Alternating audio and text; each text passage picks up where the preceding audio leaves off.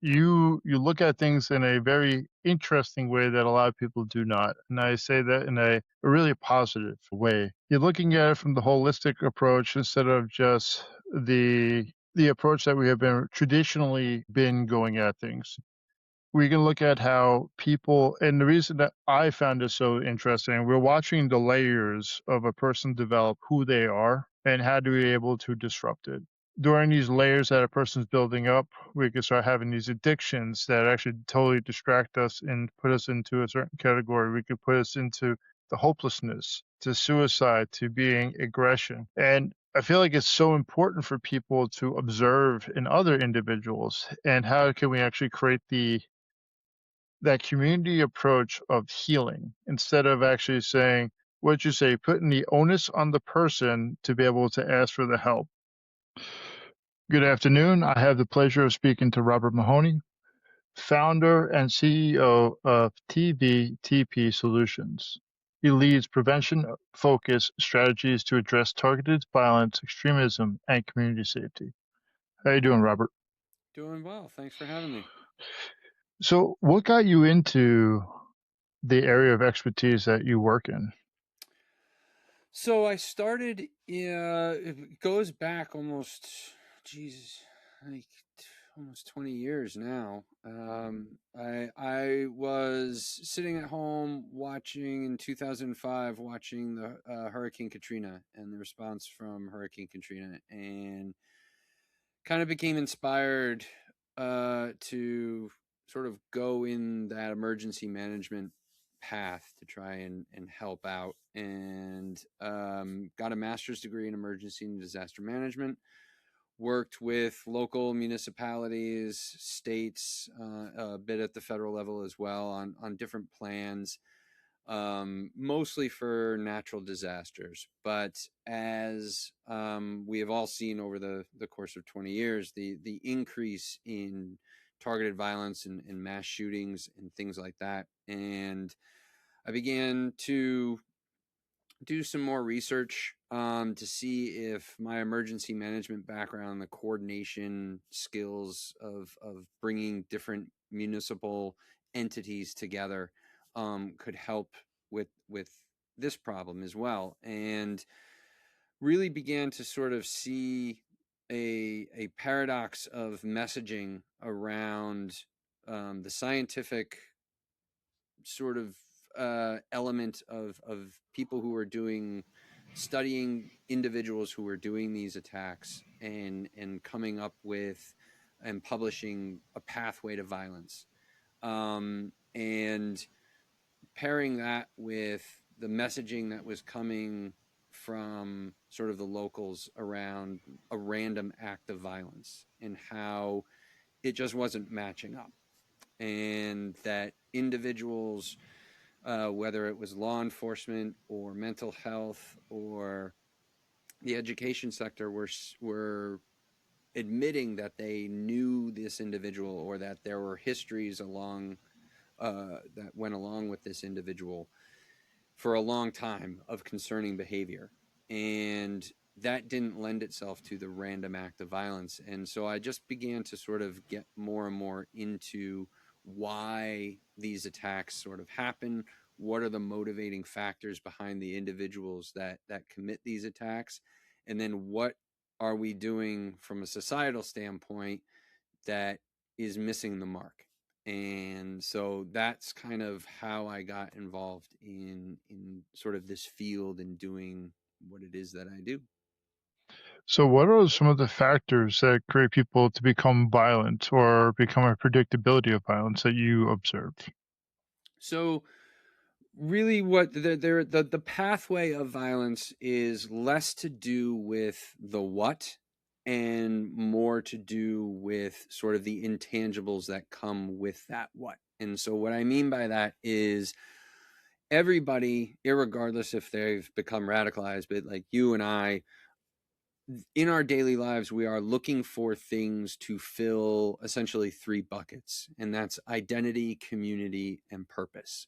Our brains are wired to reject the notion that we don't know who we are, right? And that is just an unacceptable state for our minds to be in. And so in the absence of knowing what we are, or if something happens in our lives that makes any of those buckets kind of dip in a certain level, we will go out and search for it. And so what you see with these individuals that commit violence is that they attach themselves to things um, for that purpose, to gain a purpose, to attach themselves to a community, to attach themselves to some sort of identity. And that doesn't necessarily have to be one thing. It doesn't have to be any type of specific political ideology or religion or anything, pick your poison. It can be fragmented. And what will happen is that they will basically create what I like to call a reality quilt. Well, they'll take little bits and pieces and they'll sew them together, and then they create sort of a narrative of their own reality.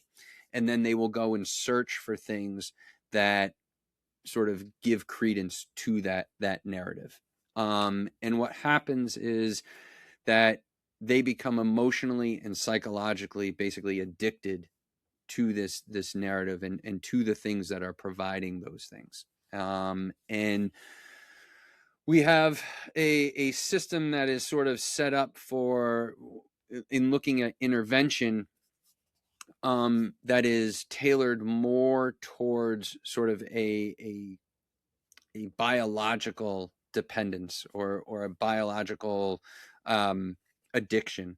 And in that way, in which if you are addicted in that sort of way, the classic intervention of sort of coming over the top, creating a different power dynamic for that individual of, look, you are no longer in power of yourself.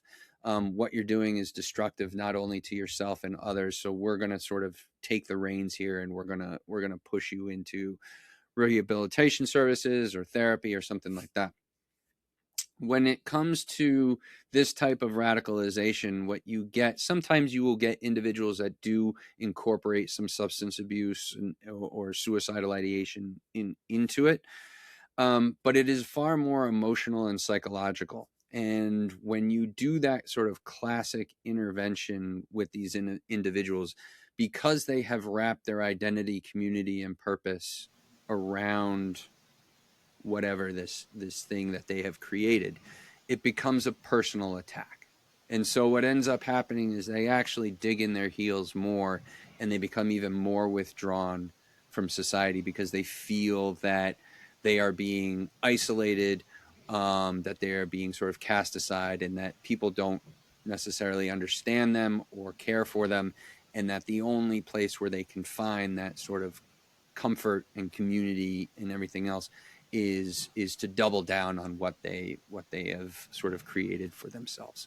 And so there's a different dynamic of intercession rather than intervention that I kind of preach to different municipalities and different organizations and things like that, of how to approach individuals who have been sort of radicalized and are looking at violence as sort of like a means to an end.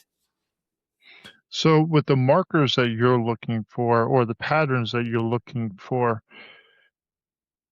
is it that obvious to a person that, hey, this is something that I'm struggling with, or is it something that they are not aware of themselves yet?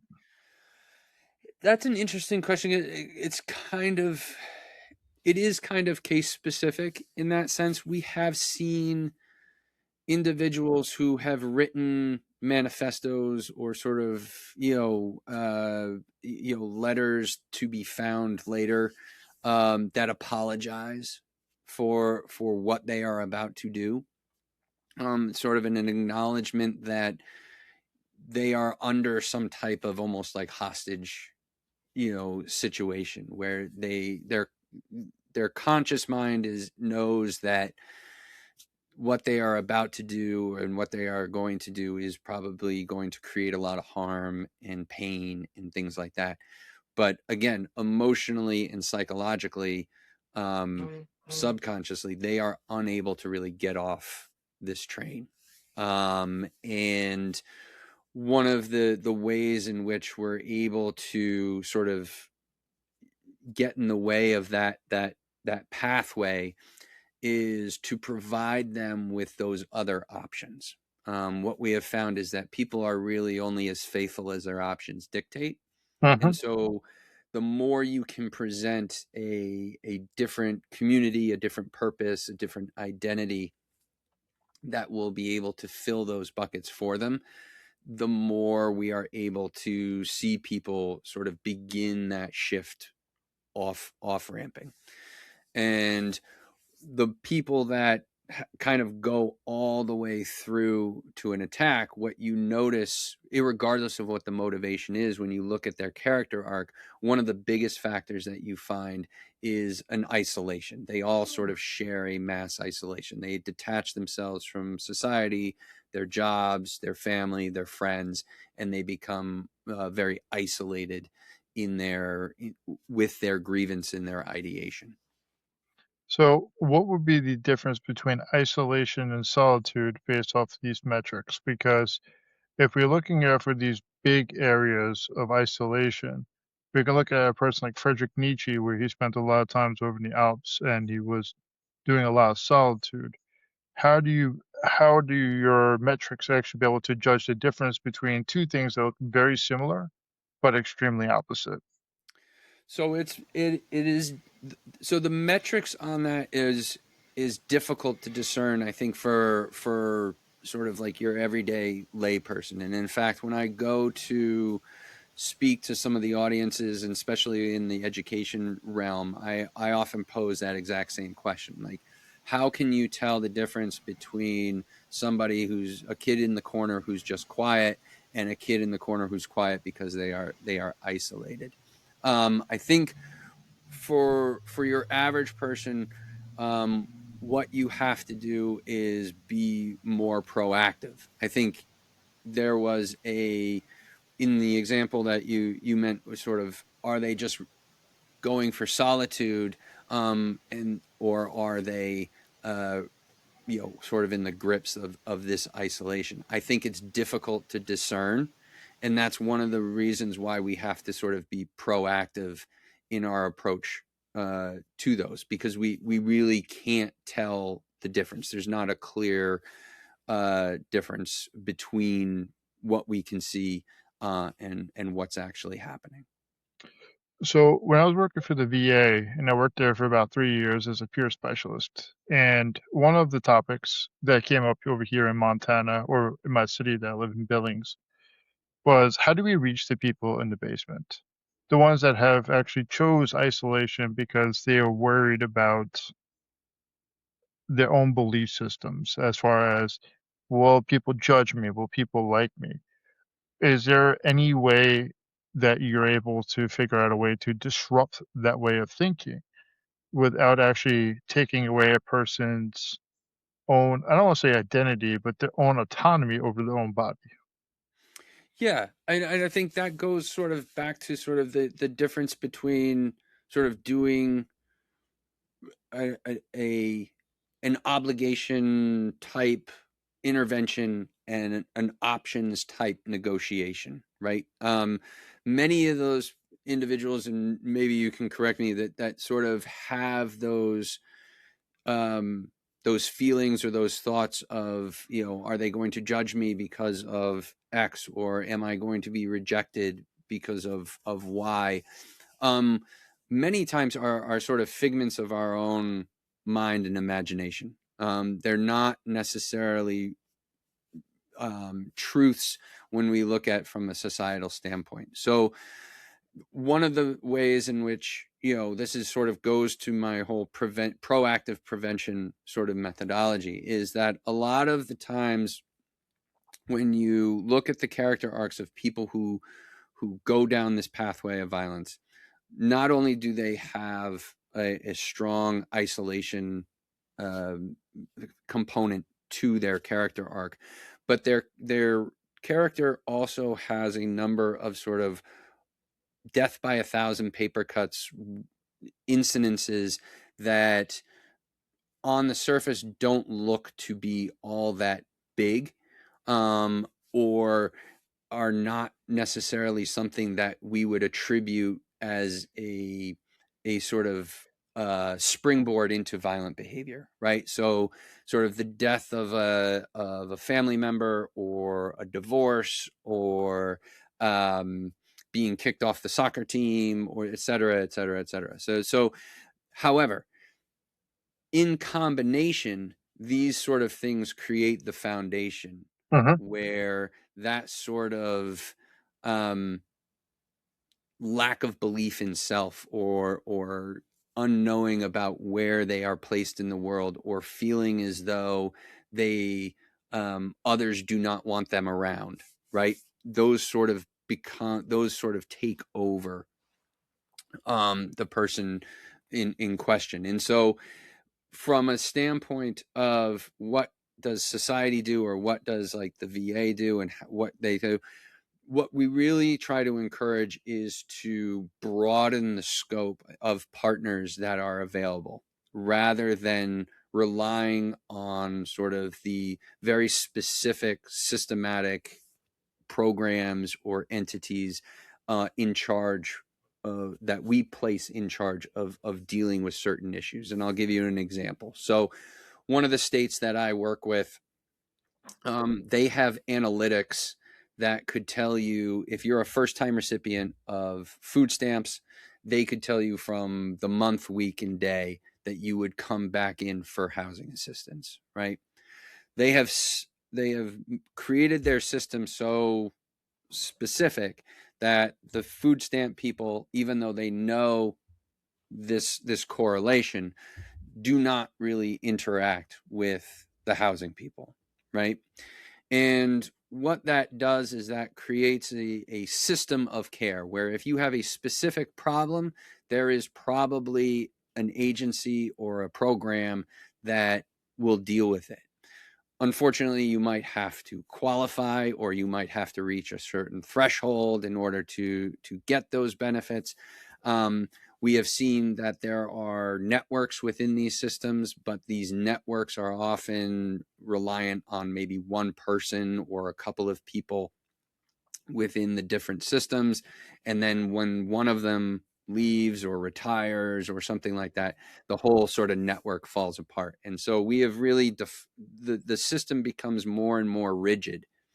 And the idea of breaking a little bit of those silos away from sort of a system of care and into a concept of care, where all of these entities kind of revolve around the individual as they when they are in crisis, rather than placing the onus on the person in crisis to navigate through that crisis, right? The person that is going for the food stamps doesn't know that in 2 months, 1 week, and 3 days that they are going to have a housing problem. They're just trying to get food on the table for that day or that week, right? And so we have kind of created a latence error type system where we are actually in our logic mind creating a system where we think that we have specificity for a lot of different things,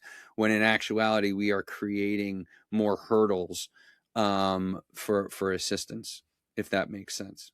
Oh, it makes a lot of sense because when you're talking about this, the predictability of the outcome, first I was wondering, is the system faulty or is the system set up in a way that it creates a predictable outcome for a person to be able to fall in line? The other part that you said, which was that having the system around the person instead of actually the person being the one that's seeking out for help. And then, so there's a couple of aspects that I look at it is there's a program they call Whole Health in the VA, and making the person the expertise of the care, but also having all the care complement each other. In social work, they also look at very similar too, and they're looking at how does a person intersect in all these different areas. Like homelessness has a huge thing, scarcity of resources, food, Maslow hierarchy of needs. You're looking at, well, if a person's lacking food resources, probably the probability of them soon to be having a housing crisis is like right there. And if they're checking in for food, where could there be a thing to be able to ease up that tension of the next big hurdle where they're actually staying in, waiting for the doors to close? But what I found interesting before when we talk about the violence, it sounds so similar to me when they're looking at the suicide, because they talk about suicide of it's death by a thousand paper cuts, using your metaphor. The rejection, the isolation, losing the ability to connect with people, the hopelessness, and having all these situations that creates this self narrative of I'm not good enough and I'm a burden. And then having that the breakup, the divorce, the loss of job, even in graduations, because like now I just lost my identity. It's quite fascinating how the area of violence is also very close to suicide. And if I remember correctly, they say suicide and homicide are just two sides of the same coin. Yeah, there's a lot of parallels, and in fact, we've seen a lot of attackers have suicidal ideation as well. Like they don't expect either they are going to probably get into a shootout with police and die, or they are planning on taking their own life as well. And so I'm up here in New England, and I worked with the state of Vermont a couple of years ago, and they released this report specifically on suicide, and came out with a pretty, to their credit, I was surprised that they actually released it. It's pretty shocking numbers where they looked at one calendar year, all the people that committed suicide within one calendar year within the state of Vermont, and found out that 98% of those people, their names and information were entered into some sort of social health sort of program or system.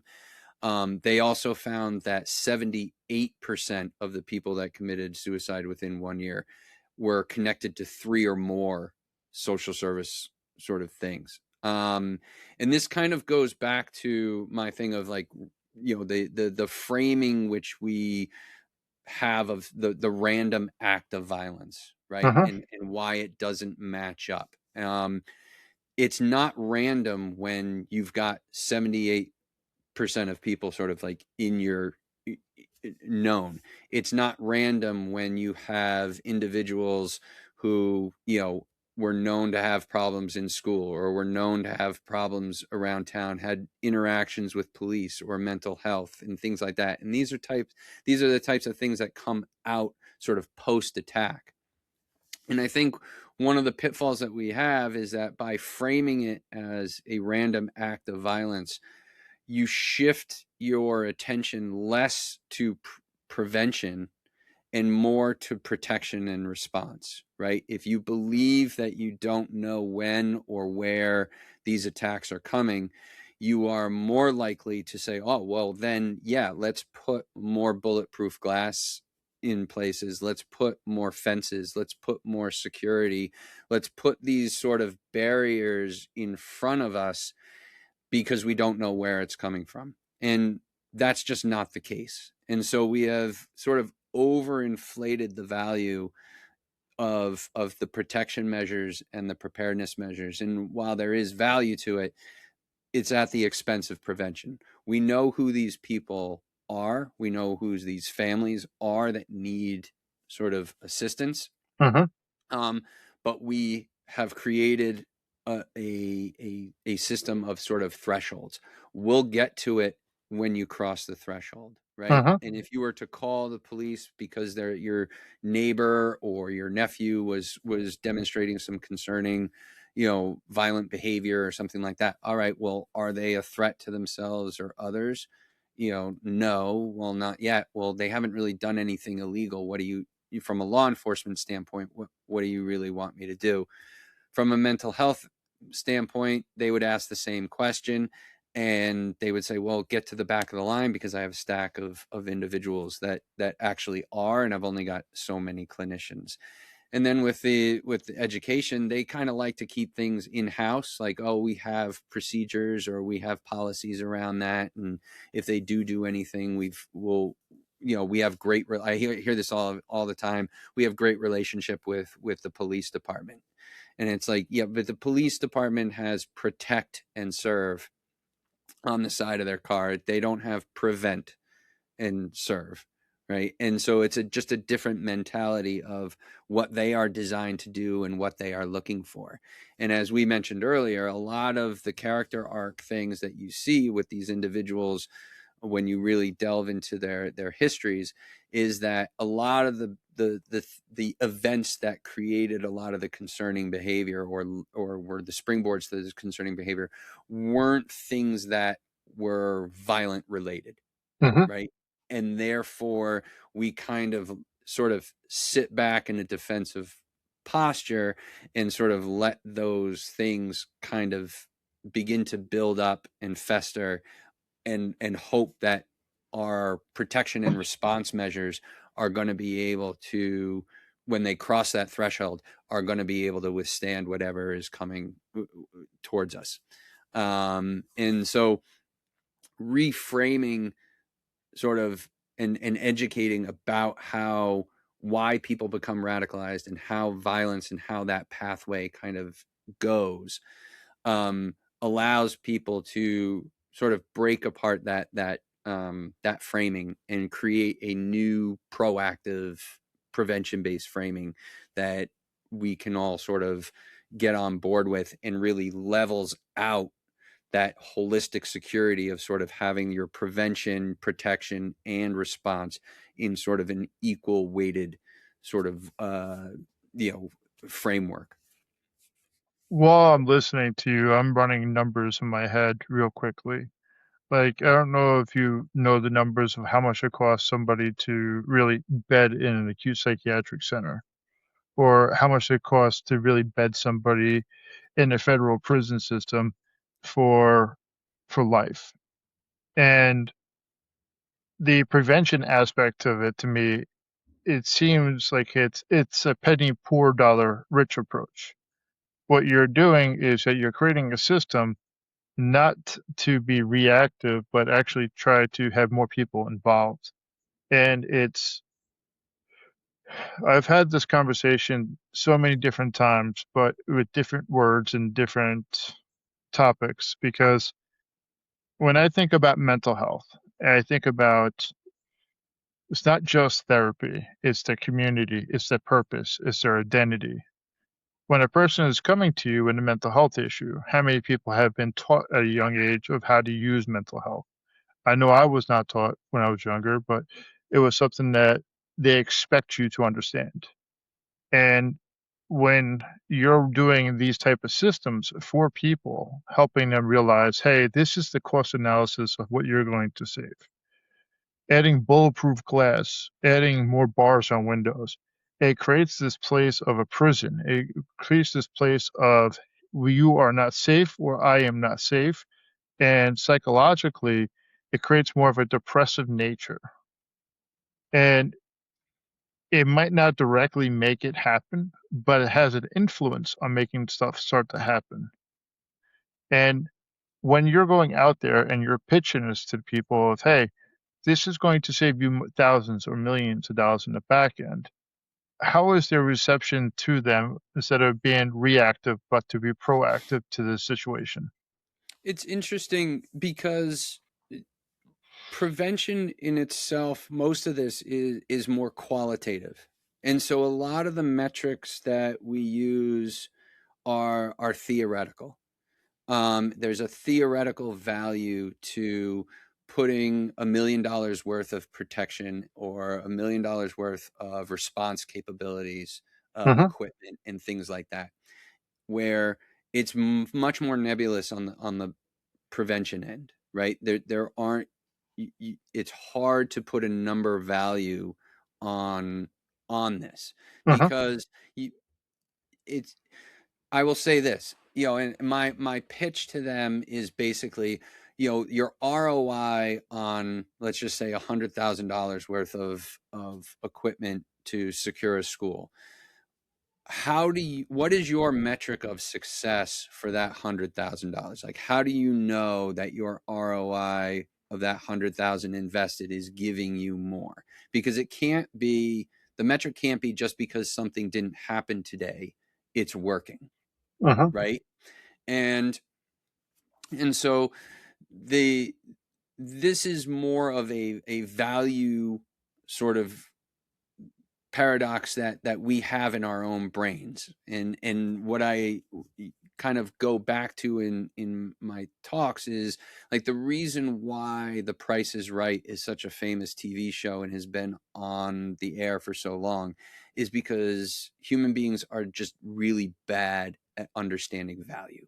Uh-huh. And so there's you don't know the difference between a 62-inch TV or the difference between that and a 14 cubic foot refrigerator, right? Like it's just going to be completely, whatever it's just going to be an individual value assessment. And I think that has prohibited people from really delving into this sort of prevention pathway, is that it's hard to go to a town board, or it's hard to go to a parent teacher committee and things like that and say, no, we're not going to put more cameras at the school.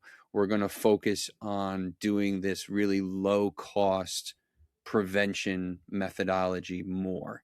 And I think that gets people's guard up, that somehow you are putting people at risk by doing that, because there is a visual thing that comes with all of those protection and response measures that we naturally put a price tag or a value on.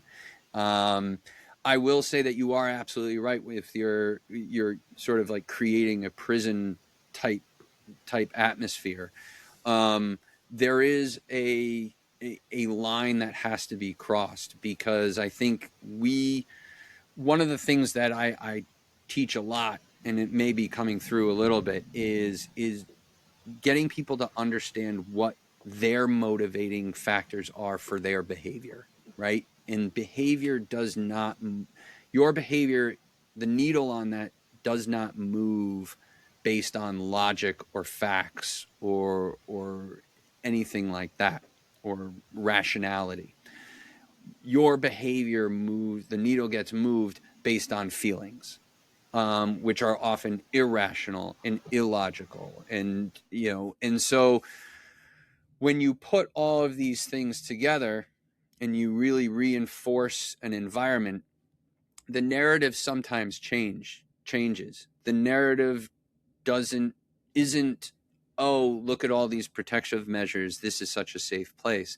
The narrative becomes, what the hell goes on here that they felt the need to have all this stuff? I feel unsafe. And that changes everyone's behavior. And as a security professional, one of the things that you are looking for is sort of is those abnormalities, right, within the environment that you are trying to protect. And this is something that is sort of evolutionarily, we've evolved to do this from an anthropologic Uh-huh. viewpoint.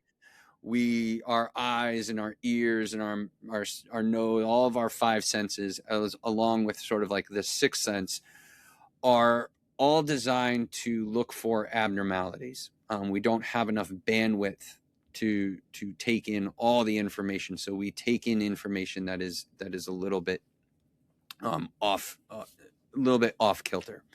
And so, from a security standpoint, not to get too zen, but what you are trying to do is make the water as still as possible, so that you are able to see what's causing the ripple, right? And what I find is a lot of times when you over accentuate the protection and you over accentuate the preparedness methods, and you put that into the environment and into the space, you create a lot of noise. And so going back to your your example of, tell me the difference between somebody who's quiet and, going through a phase of reflection, or somebody that is in the corner in the death grips of isolation.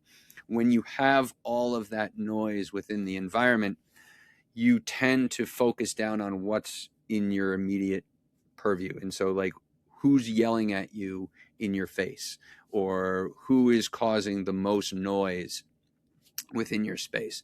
And you might miss those subtle ripples that are happening on the outside edges of things that actually do need to be addressed, but you can't address them because you've put so much noise into the space. And so a lot of times I think that is one of the from a non-security specialist type, audience that I'm going for, that is the thing that we see the most of, is sort of, well, we have professionals, it's their job to do this. And if I see something abnormal, it's abnormal, but we've got a safety net sort of on the back here. So it'll eventually hit something where they're going to have to respond, and they'll take care of it, right? And I think you're really putting a lot of onus and responsibility on that side of things, and really trying to thread a needle between, the point where an attack becomes sort of obvious and imminent, and being able to respond accordingly. I use a case study from Dayton, Ohio, a lot, of Connor Betts, who went down on a early Sunday, late Saturday night down in Dayton, Ohio, went down a very sort of lively, famous street with a lot of bars and restaurants and things like that. From the moment his first shot rang out to the moment he was killed on the street was 32 seconds. And the reason it was so fast was because there was 6 to 8 cops that were already on the street because of the amount of people that were there with the bars and things like that. Within those 32 seconds, he was able to get 47 rounds off. He killed 9 people and injured 27 individuals. Okay.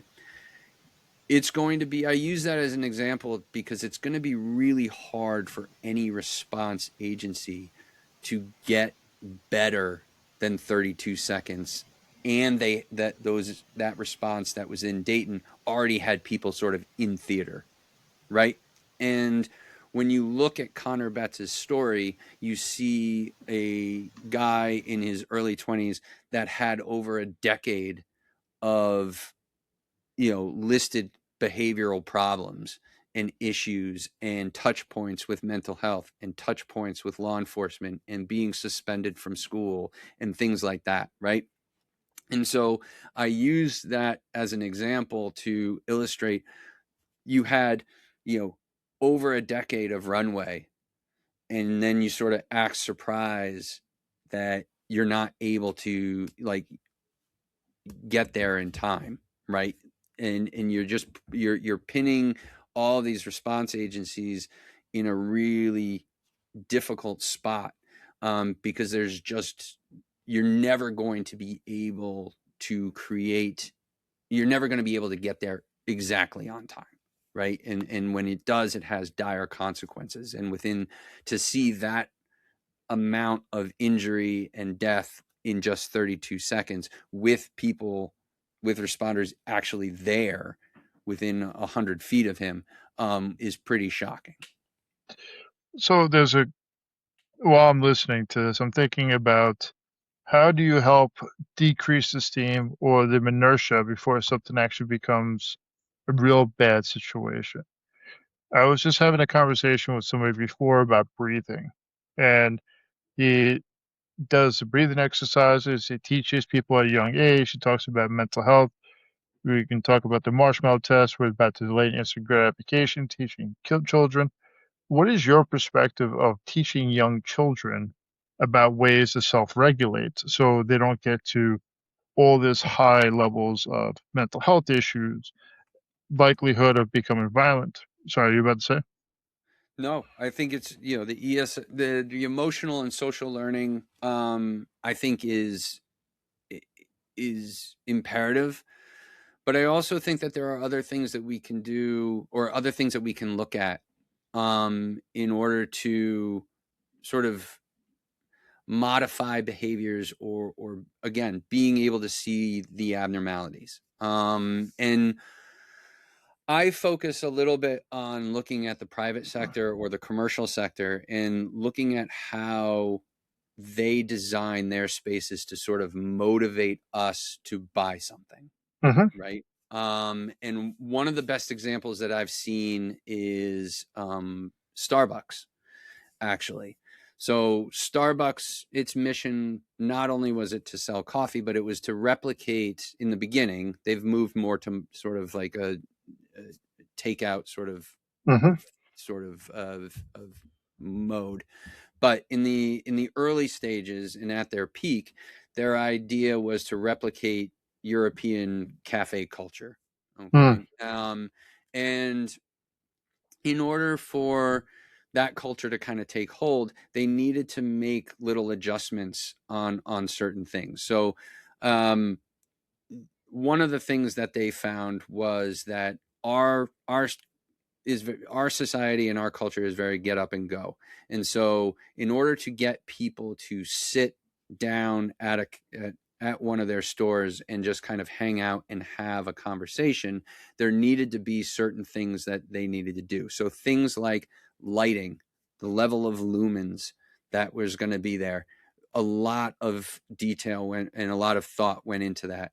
What color scheme, the sort of the dark green and the wood grain and everything else, the type of music that was going to be played, okay, and how that would contribute to sort of the feelings that you would get. They redesigned their HVAC system.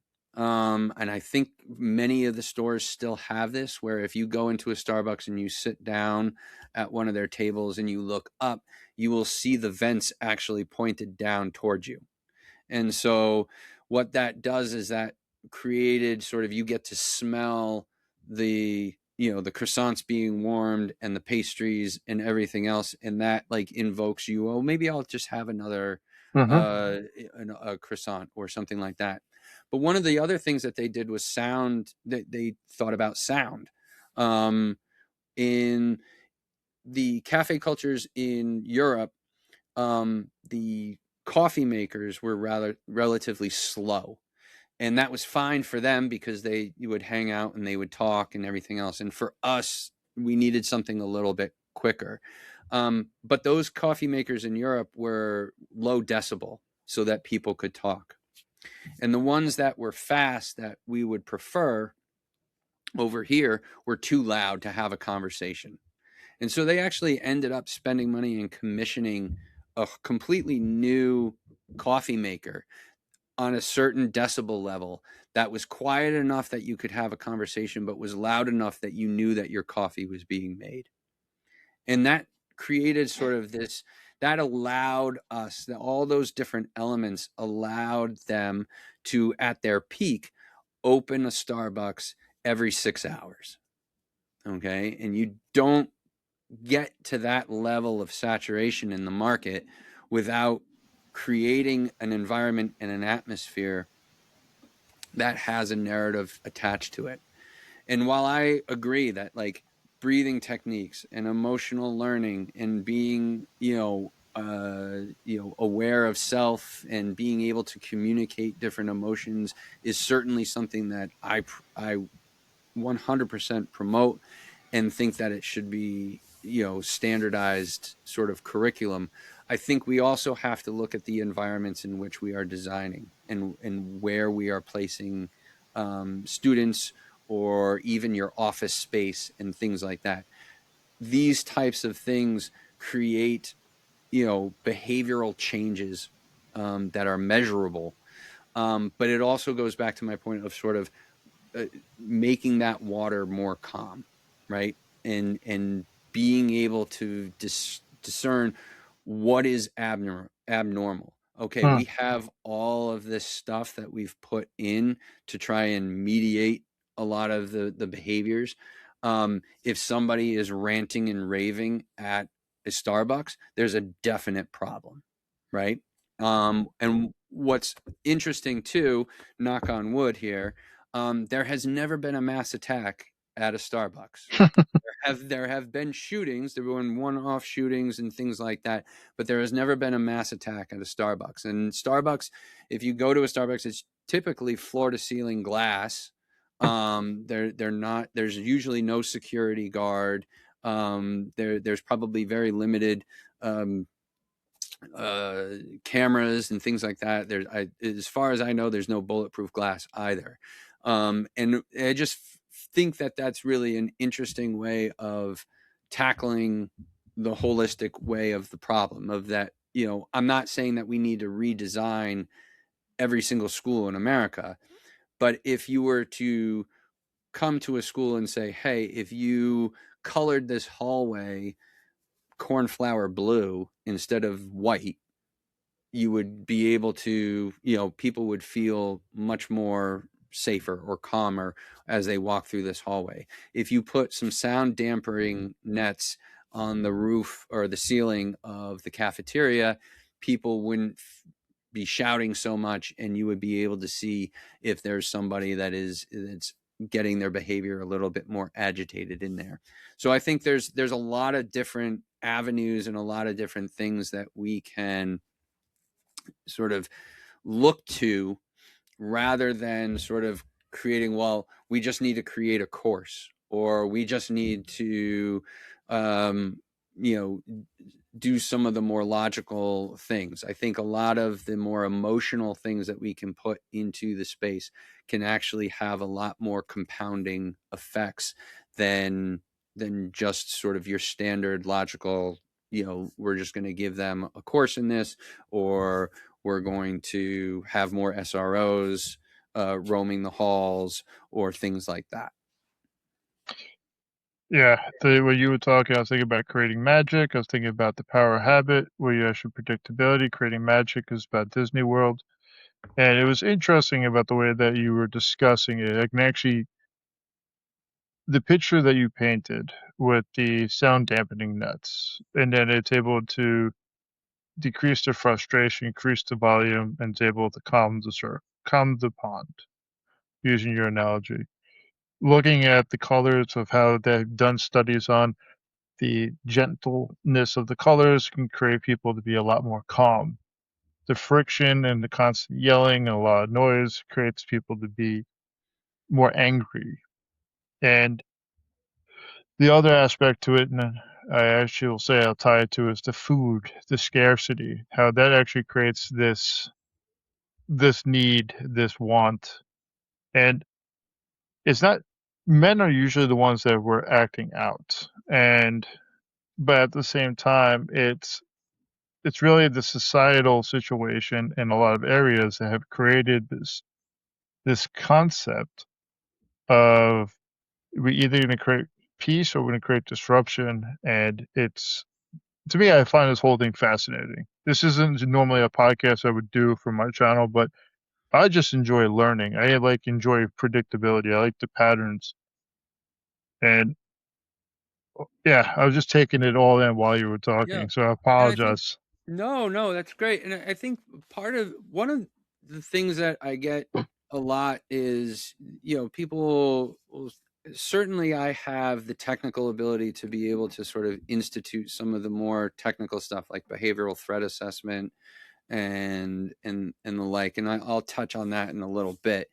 But I think the biggest shift that I see for a lot of audiences is that reframing of what the problem actually is. And I think understanding how motivation happens, and how that feeling creates behavior Hmm. is really telling. And so if I say something, and we encounter it all the time in our lives, and we might not just necessarily be conscious of it. So I can say something like, this subscription, if you hire me, the subscription is $365 a year. That invokes something. If I say, my same program is just $1 a day, it really changes the whole dynamic. Hmm. If I say a certain event is going to, 8% of the world's population is going to die, that creates a certain you know behavior. If I say 92% of the people after this event will live, we're saying the same things, but your behavior and your context in which you are feeling are completely different. And so I think going to my original sort of like no violence is random, like take that just out of your lexicon, that doesn't happen. Huh. Whether we're talking about a mass shooting or we're talking about a road rage incident or anything like that, there is a long runway in which of events and different incidences that culminate into that expression of sort of violence. And one of the things of being able to interrupt that is one, believing that these things are preventable, which I do, and I think I prove that they are. But also understanding that we aren't focusing so much on the what, right? Don't focus so much on what is being said or what they are believing or anything like that. Focus more on sort of the why. Why are they connecting with this? Why? What are the motivating factors of what are they getting? What are the intangibles that are coming with this? And when you look at more of it from that standpoint, you look at it from the behaviors, and this is one of the tenets of sort of behavioral threat assessment, is that it takes your natural bias out of it, because you're not trying to debate someone's belief or political view or something like that in order to change them. You are looking at their behavior to see, is this something that is, is this going down somewhere? Is this escalating? Is Uh-huh. basically it. Is this getting more frightening? And so sort of the stages of the pathway of violence is usually starts with a grievance, which obviously is nothing to really, it's concerning, but it's not something that's going to raise a whole lot of eyebrows, just given the fact that we all have our own grievances and things like that. I think when it begins to morph into that ideation, when it begins to sort of overtake that identity, community, and purpose, where they begin to sort of see everything through that lens, I think that's usually the beginning stage that you see somebody kind of radicalizing. Now, that doesn't necessarily mean that they see violence as sort of an end point, but it is something that, from a proactive prevention standpoint, that is a touch point where you would be able to intercede and try to be proactive and see what's going on there from an emotional and psychological standpoint and a motivation standpoint, behavioral standpoint. As that ideation begins to sort of fester or begins to just be given space and time, if it's left untreated, what you will see is sort of a research. So they will deep dive more into that ideology. They will begin to get more and more what they believe to be proven examples that hardens that ideation, Huh. that gives proof to that ideation. Their research also may entail sort of site research. If they are looking at doing some sort of targeted attack, you might find them doing some research on individual sites, whether it's a church or a school or something like that. They also might do some interesting life research. So we've also seen attackers who shift money around and change their living wills, do some insurance things to make sure that their family is going to be okay, and things like that. So unusual monetary things or insurance things, a lot of that goes into the research. Um, they'll research different laws on, for weapon acquisition or something like that. Then there's the sort of the prep. So they'll either go out and get um, weapons, they'll become more proficient with weapons that they already have. And the research and the prep kind of go sort of hand in hand. A lot of these stages kind of bleed into one another. So and then the one thing that sort of is common throughout the whole pathway is this terminology of breaching or broadcasting. Hmm. So you will see them beginning to breach not only in what they say of their sort of desire to do violence, or they're throwing out there of like, wouldn't it be horrible if, right? Hmm. Um, but they will also breach in their behavior too. Well, they become more erratic with their behavior. They will become more confrontational. Their behavioral will, as we mentioned, sort of, they'll become more isolated. So these are the sort of the breaching things that you will see almost throughout. And this kind of goes hand in hand with, we talked about sort of suicidal ideation. You will sort of see this breaching with people who have suicidal ideation as well. And there's a line of thought that believes that sort of this pathway of violence, in the same way that people who have sort of their go down the pathway of suicide, is that they are kind of testing the waters, that they are throwing out sort of little nuggets of information to see what type of reaction they are going to get. And with people with suicide, many of the times they're throwing things out to see if somebody's going to come to their rescue or come and help them out. And it's the same thing with violent ideation. They are testing their erratic behavior is sort of similar in that they are testing the boundaries. They are seeing what people's reaction are going to be, and if somebody is going to come and try to help them on their behalf. Hmm. We have, as a society, created this sort of empathy, sort of um, we have created space for empathy for people with suicidal ideation, depression, substance abuse, things like that, where we throw a lot of empathy towards them and try to help them as much as we can.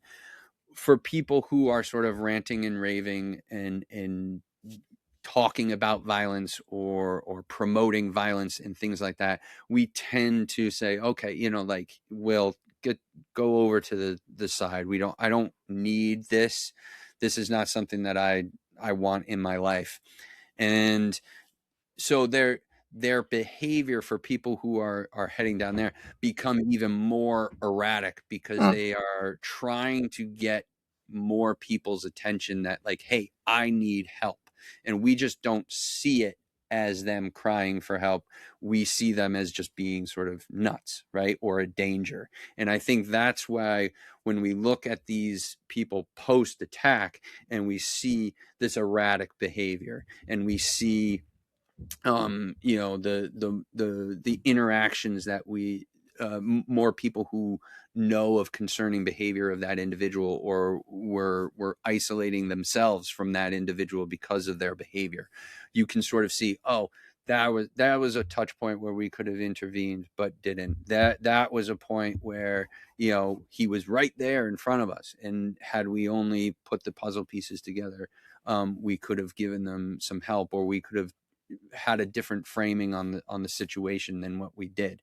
And so getting that framing correct for people, and how we've structured certain things, and how we've undervalued the importance of prevention, and being able, once we have this sort of knowledge, okay, that now how do we integrate this prevention sort of into just how we do business, right? Hmm. And that's one of the things that I'm really, really, work really hand in hand with whether it's a school or a municipality or anything, or a VA or anything like that, of how do we structure those those entities to recognize the signs, and how do we sort of broaden the responsibility whether it's a town or the VA or anything else, to hit different nodes of people that can help with this, because it's usually not such a big lift. We've had instances where, um, you know, we've had individuals who were causing problems, and I have one case of a woman up in northern New Hampshire who has a small pottery uh, store, and there was an individual who, was causing problems in the town, and she just invited him to a class that she teaches at night, for people who are interested in learning how to pottery. It just clicked, right? And he now works for her, and his behavioral problems, she gave him a purpose. Uh-huh. She provided him with a community of like-minded individuals, of people who go to the same pottery class, and now he identifies as, there's an identity there, like he's a potter now, right? And so it's not always such a there's not always like the technical intervention, intercession, sort of clinical way in which you're able to interrupt this sort of pathway within prevention. It can be something as easy as sort of like the power of hello, or just saying, hey, how you doing, letting people vent a little bit, from time to time, and just letting them know that there are nodes there. There are people that are available to them, when they are having a hard time, that they can, you know talk to or relate to. And so, we really broaden the scale of sort of that holistic prevention sort of mentalities, where we're talking to, departments of rec, we're speaking to small business associations, we're reaching out to houses of worship, we're reaching out to VA, organizations, all kinds of different things, because we don't necessarily know job training programs. We don't necessarily know what exactly is going to be able to fill that bucket for that individual. So we need to have as many different nodes as possible, to reach out to, because we've seen, we've built the system of, education has their lane, mental health has sort of their Uh-huh. capabilities and what they're doing, and law enforcement has their specific role, and it doesn't always match up with the needs of what that individual, or they're not able to provide what that individual might need at that moment. I agree with you wholeheartedly. There's been plenty of people that would call 988 that would actually call 911 for a crisis intervention. But the biggest thing that they actually just needed in that moment was someone to talk to. But they felt like they needed to go to such extremes just to be seen. Um, for instance, I'm a little bit upset with what happened just recently, but I started up a men's group about 2 years ago. It was a virtual group for people in Montana, and it was for men. And since I took a step down, they were like, "Well, we're going to take away this position, or we're going to take away this." But a lot of these guys were dealing with a lot of hopelessness. Some of them were dealing with identity, and it allowed them to be seen by other people in similar actions. And to me, when I hear about what you're talking about, is here's all we can try to really approach this as a holistic approach. We're approaching them as them. We're not actually shaming them. One of the things that you said a little while ago was the person that is acting up, not casting them out and saying that they're crazy. Well, that to me, it's like a baby cooing. What are they trying to get out of this? What is really their game? And why are they saying such extreme stuff? Well, this might be the only way that they're able to be seen. What is really the matter? Maybe they don't have a job. Maybe they don't have enough rent. They don't have X, Y, and Z. And when you're looking at a system of, like, going back to one of the original things you said, death by 1,000 paper cuts and then the explosion. And it's just like a person that is feeling so alone, feeling so helpless. and they feel like, hey, look at me. They're asking people, maybe they're researching, maybe they're trying to get that trigger out there to say, hey, let me be seen. And the reason I actually started up this podcast because I feel like a lot of men are not seen. They don't know how to actually ask to be communicated, to be able to have their emotions felt.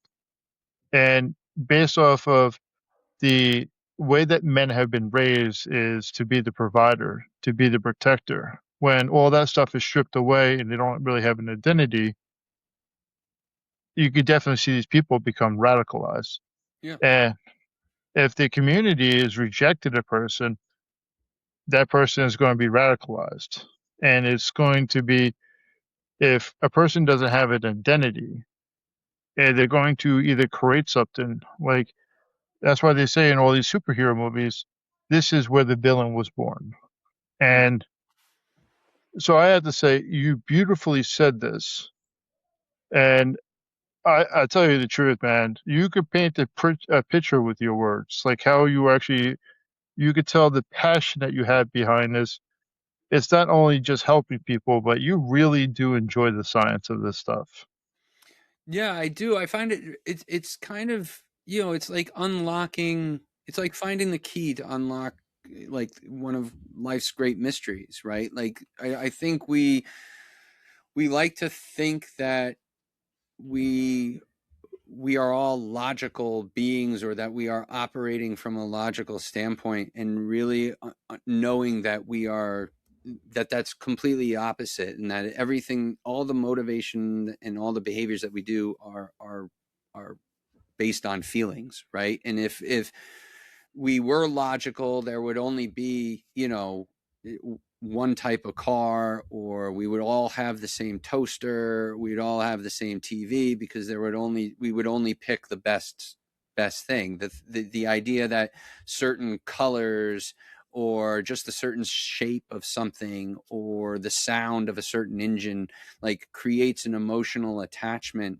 to it, and therefore we will spend money to buy it, or we will do things that really unlocks it. And I think a lot of the language that is, like we've talked about radicalization a lot, and I just want to kind of buffer that, because I think people have a connotation of sort of like, the mujahideen sort of like radical kind of thing.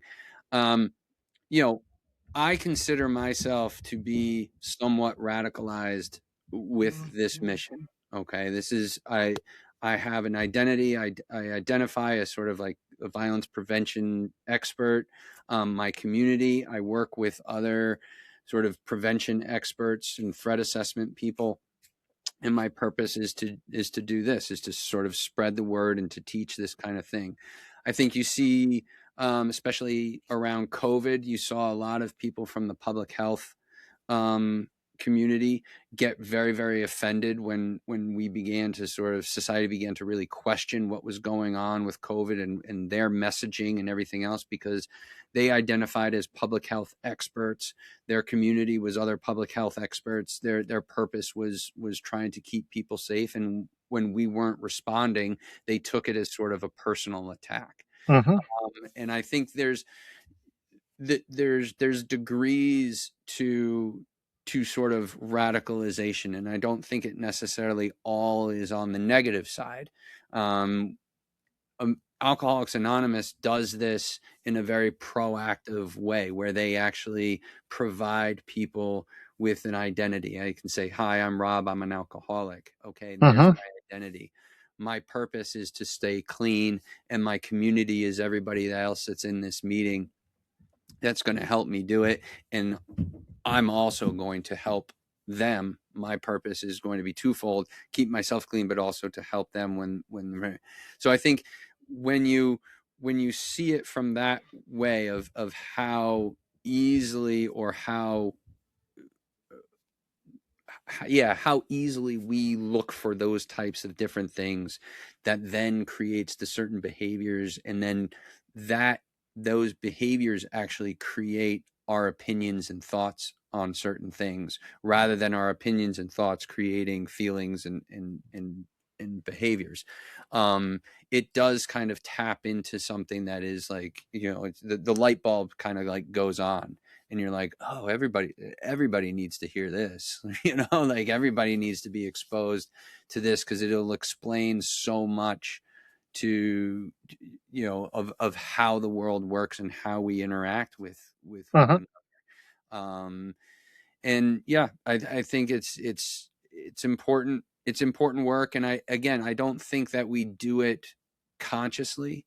I think it's just the way in which we frame certain things, and then our natural tendencies based upon that framing to optimize whatever we can do to sort of secure ourselves within that framing. And we have kind of just gotten out of balance, really. And to be able to sort of augment a little bit more of the prevention side of things doesn't take away the value at all of those other things. It actually makes the overall holistic security or community health sort of experience in which we live in just better overall. Oh, I agree, and I like how you wanted to protect the language of radicalized because it doesn't mean it has to be a negative thing or a positive thing. It is just a word. Mm-hmm. And words to me are very logical. It's the Americans of English because we have bastardized it so much. We have put so much emotions and emphasis on certain words, making it good or bad. But you mentioned AA, where that it gives them the identity of being an alcoholic and then also being a person that's in recovery. And I have found a group of people. So not only do they do that, but they have one person as a door greeter or multiple people as a door greeter. They have one person that is making the coffee. They have X, Y, and Z. They give people the ability to stand out, to be seen, to be able to be thanked. One of the issues that I saw quite a bit, and I see this a lot with men too, and also with depression, is not many people are seen anymore. Like, if I said to you, "Hey, Robert, that's a really nice sweatshirt, not a nice sweater." First off, you'd be like, "Oh, thank you very much. I picked it out myself. I did a really great job. Somebody acknowledged me." And then if you have you have that protector mindset, what is this person trying to gain on me?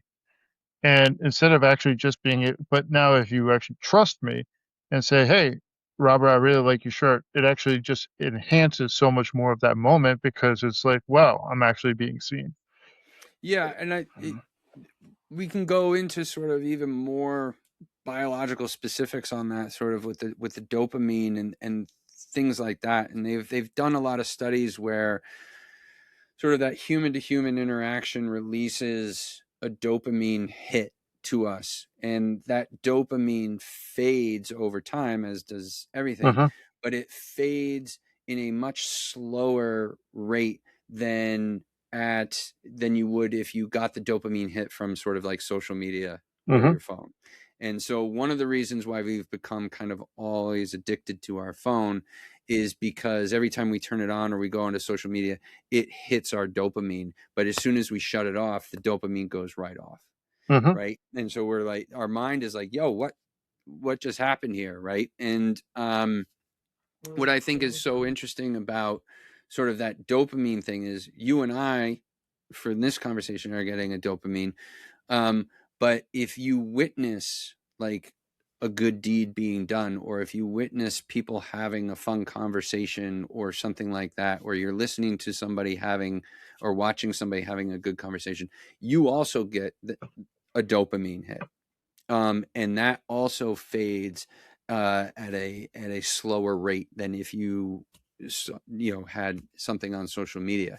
And so it's an interesting way of how lasting those little good words or that little recognition of being seen or being valued, um, how far that can go. Uh-huh. And I think that I used to work with a guy who, um, sort of a troubled teen, and had a teacher just kind of say, hey, listen, what you're doing in class is like, what's going on?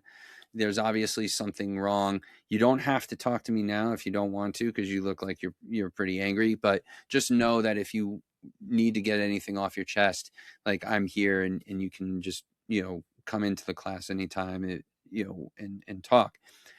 And so he ended up getting on the right path and became a state trooper, and has gone parabolic with his career, and has become he has a doctorate and everything else. And he heard that the teacher that did that was retiring, and he came back and told the teacher how much he appreciated what he had said. Teacher didn't remember him at all, right? Like, had no recollection of him ever being in the class, of him ever saying this, of this conversation and everything else. And this is somebody who, literally just transformed this guy's entire life trajectory Uh-huh. over, a 10 to 12-second conversation of just, hey, I noticed that you're struggling. If you want to talk about it more, just come over, and I'm willing. And boom, just that enough was able to basically off ramp him on God knows what like path it was, right? And I think that's that little subtle thing that we don't look at it. Many people don't look at that as being prevention or being preventative, but it can be highly, highly effective, and can compound on the positive side, to infinity.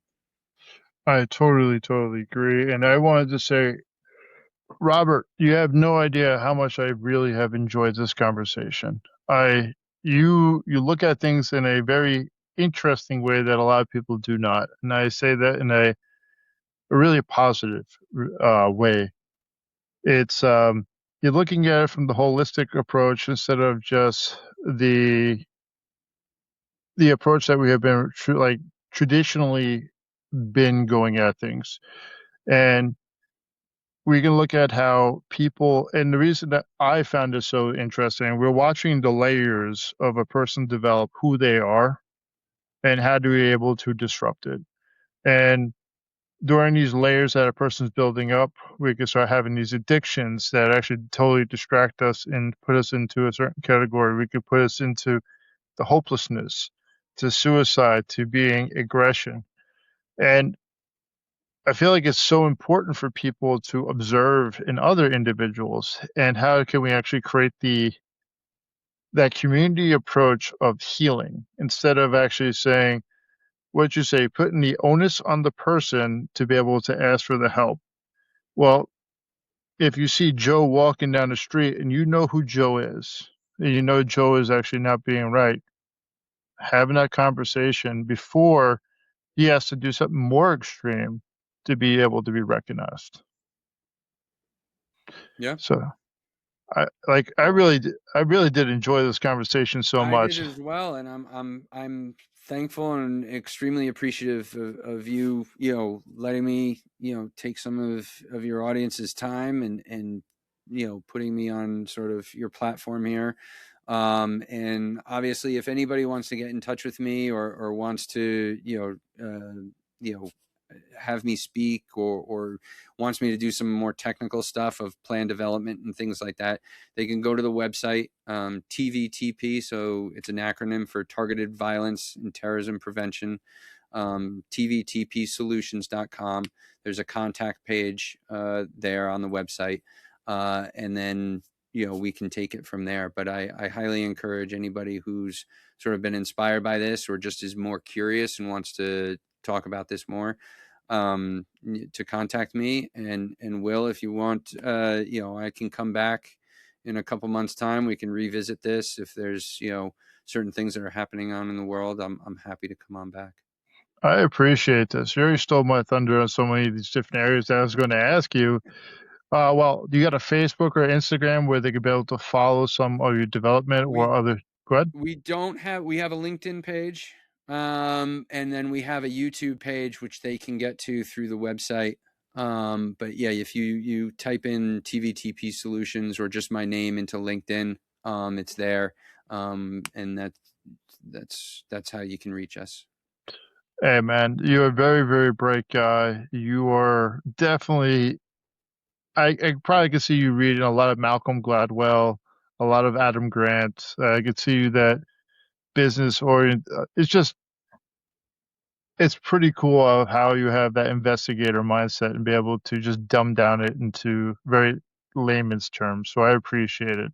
Well, I appreciate it too, and you know, it gives me, like I said, it gives me a purpose, and I've found my little niche, and how important that is, and you know, being able, you know, to have a talent to sort of take these concepts and sort of distill them into something. You mentioned sort of painting the picture.